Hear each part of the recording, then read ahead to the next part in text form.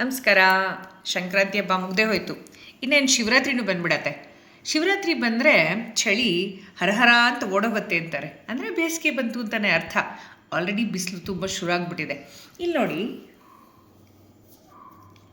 ಏನಿದು ಜ್ಯೂಸ್ ಅಂಗಡಿ ತೆಗೆದಿಟ್ಕೊಂಡಿದ್ದಾಳೆ ಅಂತ ಅಂದ್ಕೋಬೇಡಿ. ಯಾಕೆಂದರೆ ಇದು ಬೇಸಿಗೆ ಕಾಲ ಬಂದ ತಕ್ಷಣ ನಮ್ಮ ಮನೇಲಿ ಬೇಕಾಗುವಂತಹ ವಸ್ತು. ಆದರೆ ಖರ್ಚೇ ಆಗಲ್ಲ. ಕಾರಣ ಯಾಕೆ ಅಂತೀರಾ? ಇದಕ್ಕೆ ನಮ್ಮ ಮನೆಯಲ್ಲಿ ವಿ ಪ್ರಿಫರ್ ಮನೇಲಿ ಮಾಡೋ ಅಡುಗೆ ಮತ್ತು ನ್ಯಾಚುರಲ್ ಸಿಗುವಂತಹ ಪಾನೀಯನೇ.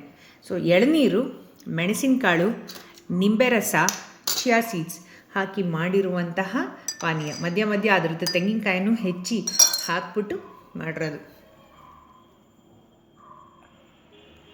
ಕುಡಿದ್ರೆ ಕೊಂಡ್ಕೊಂಬರೋ ಯಾವುದೇ ಜ್ಯೂಸ್ಗೂ ಇದು ಸಾಟಿ ಇಲ್ದಂಗೆ ಅಷ್ಟು ಮೇಲೆ ನಿಂತು ಬಿಡುತ್ತೆ.